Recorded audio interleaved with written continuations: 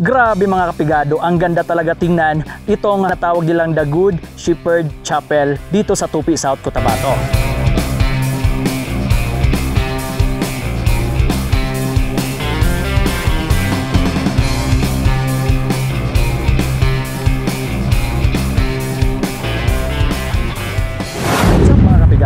Panibagong araw, panibagong vlog na naman ang ating tatalakayin. For today's video mga kapigado, nandito po tayo sa Sitio Quitobo, Barangay Miasong, Tupi, South Cotabato, kung saan dito natin matatagpuan ang The Good Shepherd Chapel. Ang simbahang ito'y may sukat na 10 by 20 meters.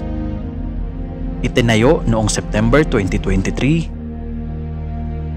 At niregalo ito ni Gobernador Rinaldo Tamayo sa kanyang minamahal na asawa.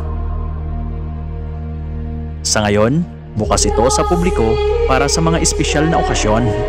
Bago tayo makapasok doon sa mismong looban talaga mga kapigado, kailangan po nating magbayad ng entrance fee.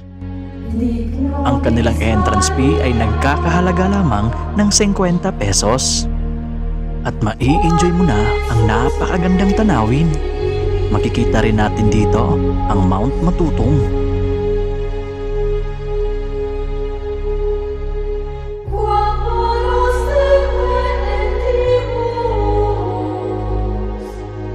So alright mga kapigado, bubungad kaagad sa inyo itong mini pond nila mga kapigado, kung saan meron itong koi. Ayan, ang lalaki ng mga koi mga kapigado. At pwede rin tayo ditong magtapo ng mga coin para mag-wish mga kapigado.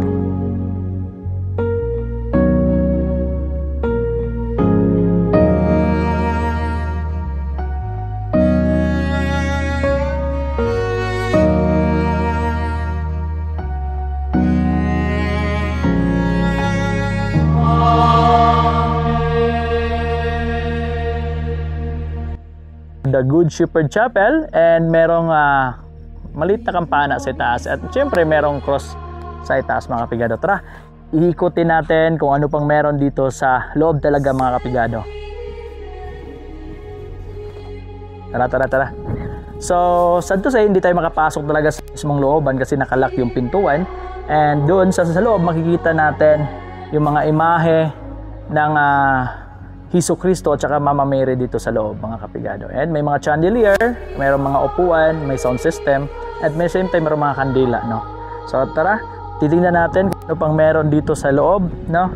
Yun, pagpasok nito mga kapigado, bubungad sa inyo napakalamig na hangin, at yung wall nila, yung siding wall nila mga kapigado is naka-glass. And actually ma-open ito, para itong sliding door, ma-open dito. Yun, may mga sound system. Yun, no? Yun, napakaganda sa loob mga kapigado.